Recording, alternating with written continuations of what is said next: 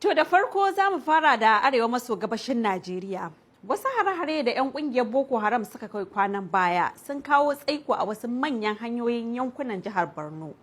Wakiliyar murya Amurka Hussaina Muhammad ta kai ziyara a ɗaya daga cikin waɗannan hanyoyin. Ga rahoton da ta aiko mana. Kilomita 75 ne dai daga ƙauyen Benishek zuwa cikin birnin Maiduguri, inda wasu matafiya suka yi cocirindo suka tsaya a kan titi, babu halin wucewa. Sanadiyar labarin da suka samu na cewa 'yan ta'adda sun kai hari wani ƙauye da ke kan hanyar shiga birnin na Maiduguri. Matafiyan dai sun taso ne daga garuruwa daban-daban da suka hada da Kano, Kaduna, Damaturu, Bauchi da dai sauransu, inda suke ƙoƙarin shiga birnin Maiduguri.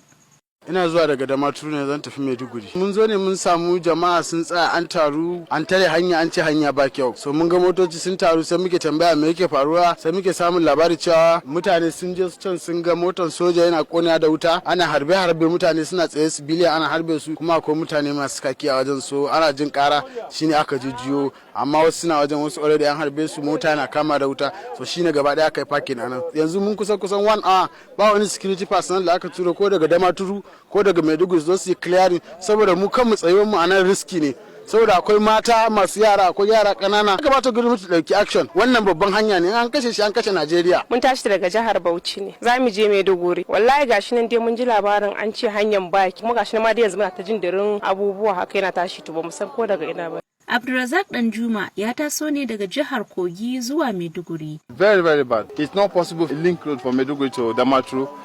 Inda ya ce wannan al'amari abin takaici ne. Ya ce babu yadda za a yi 'yan ta'adda su rufe hanya ɗaya ta shiga Maiduguri ga kuma jama'a a tsatsaye babu abin da aka iya yi. Don haka ya ce kamata ya yi jami'an tsaro su sake ɗaura ɗamara don kawo ƙarshen wannan matsala.